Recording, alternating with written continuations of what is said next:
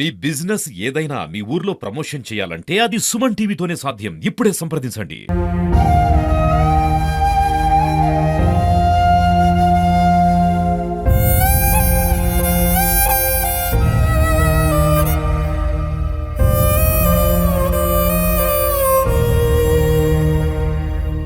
నా పేరు శ్రీనివాస్ అండి. ముఖ్య శ్రీనివాస్. మాది హున్యతండ గ్రామ పంచాయతీ, డోర్నాకల్ మండలం, మహబూబా డిస్టిక్. అయితే నిన్న సాయంత్రం మా వదినే, మా అన్నయ్య, మా చిన్నన్న కొడుకు రాము, మా వదినే బుజ్జి, వాళ్ళిద్దరూ సాయంత్రం 9-10 గంటల వరకు మంచిగానే ఉన్నారు. వాళ్ళు తర్వాత వాళ్ళు కొంచెం తాగే అలవాటు ఉంది. మందు తాగుతారు, సార తాగుతారు, అలవాటు ఉంది. దాని తర్వాత 10 తర్వాత వాళ్ళు గొడవ పెట్టింది కూడా ఎవరు చుట్టుపక్కల ఎవరు చూడలేదు. సౌండ్ కూడా ఏం లేదు. వాళ్ళు గొడవ పడ్డప్పుడు ఏం జరిగిందో మాకు కూడా క్లారిటీ తెలియట్లే. మేము వాళ్ళ ఇంటి వెనుకనే ఉంటాం. 10 గంటల వరకు మేము కూడా టీవీ చూస్తున్నాము.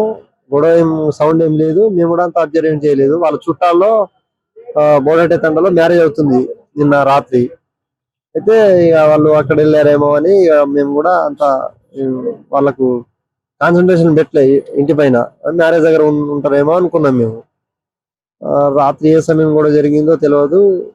వాళ్ళు కొట్టుకున్నారు. కర్ర ఉంది, ఒకరు కొట్టుకొని దాడి చేసుకున్నారు. తర్వాత తెల్లారి నైట్ ఏ సమయం జరిగేది కూడా ఎవరికి తెలియదు.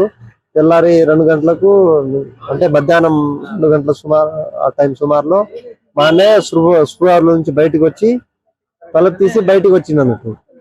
బయటికి వచ్చేసరికి బయటకు వచ్చి కింద పడ్డాడు. కింద పడేసరికి మా వదిన, పక్క మా శంకర్ వాళ్ళ భార్య వదిన కూడా అవుతుంది, ఆమె ఏంది సౌండ్ ఏందని ఊరికి వచ్చి చూస్తే మొత్తం రక్తం కక్కుతాండు. రక్తం ఉంది మొత్తం. చూసరికి ఇక ఏడుచుకుంటా వాళ్ళు మొత్తుకున్నారు. అందరు జమ అయ్యారు. తండ్రులు అందరు దగ్గర వచ్చి ఇక హడావుడితో అందరు వచ్చేసి ఇక హడావుడిగా చూస్తే మా వదిన కూడా లోన చనిపోయి ఉన్నది.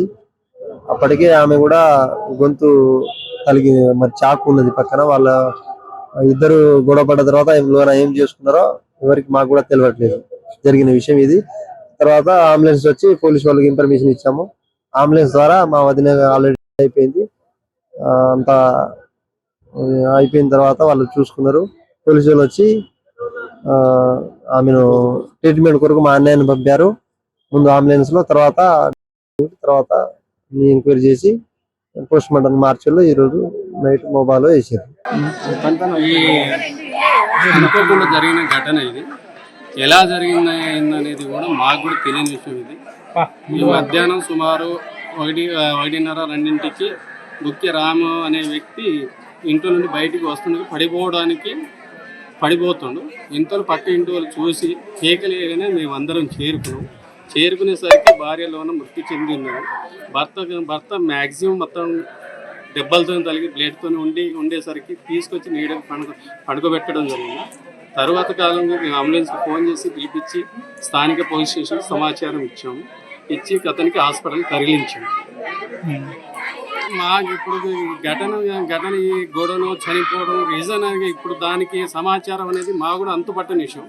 అసలు ఎలా జరిగింది, వీళ్ళే కొట్టుకున్నారా, ఇద్దరు మూడో వ్యక్తి ఎంటర్ అయ్యిందా లేదా అనేది మాకు కూడా అంతుపట్టని విషయం జరుగుతుంది ఇక్కడ. దీనిపై పోలీసులు విచారణ చేసి కొంచెం దానికి సరైన సమాచారం ఇవ్వాలని కోరుకుంటున్నాం.